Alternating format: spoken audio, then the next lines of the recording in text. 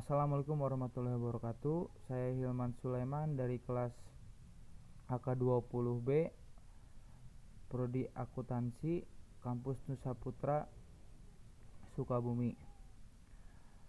Baik, di sini saya akan menjelaskan sedikit tentang laporan posisi keuangan dan laporan arus kas. Baik, kita mulai. Di sini dimulai dari laporan posisi keuangan. Laporan posisi keuangan itu ada terbagi menjadi 4. Yang pertama ada elemen, yang kedua ada klasifikasi, yang ketiga ada format, yang keempat ada pengungkapan. Dan untuk arus kas ada klasifikasi, penyusunan, dan pengungkapan.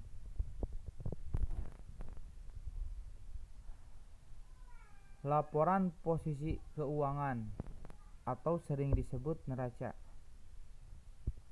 Baik, di sini kita akan menerangkan tentang laporan keuangan dulu.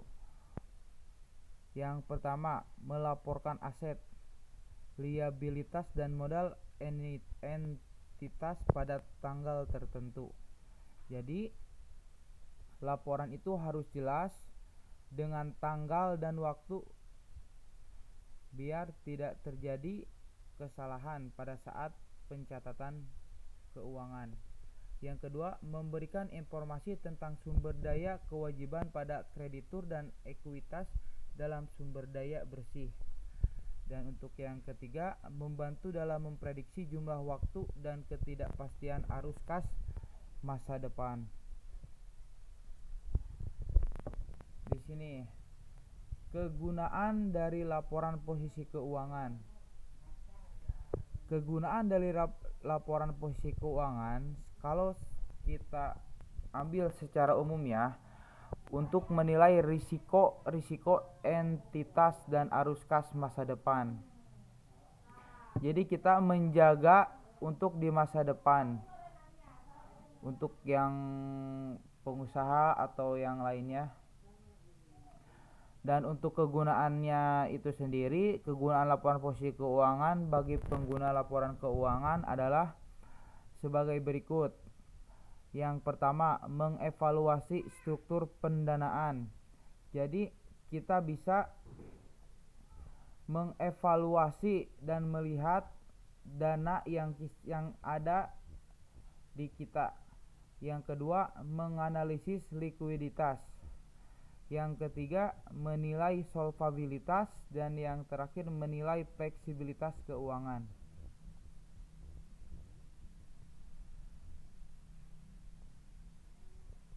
Nah, di sini laporan posisi keuangan keterbatasan.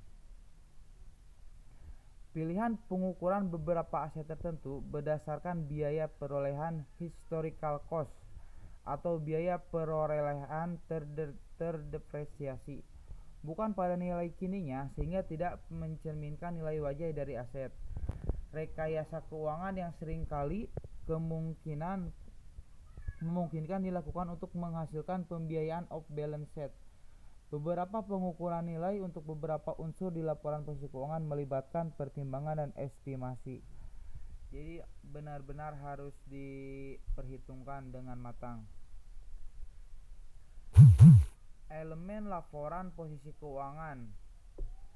Elemen laporan posisi keuangan terdiri atas yang pertama ada aset.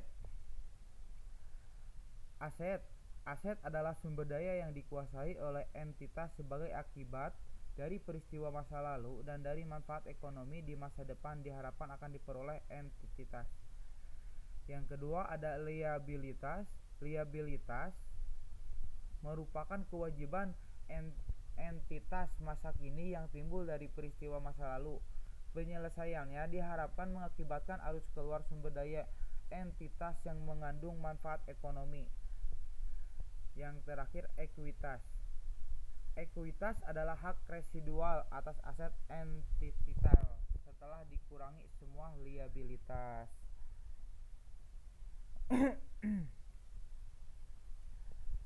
Klasifikasi dalam laporan posisi keuangan. Aset dan liabilitas diklasifikasikan dengan suatu cara yang dapat memfasilitasi pengguna untuk dapat mengevaluasi struktur modal entitas, likuiditas, solvabilitas, dan fleksibilitas keuangan. Sehingga aset dan liabilitas diklasifikasikan berdasarkan karakteristik operasi perusahaan. Jadi, aset dan liabilitas ini benar-benar sangat dibutuhkan. Nah, baik. Di sini ada aset lancar dan ada aset tidak lancar.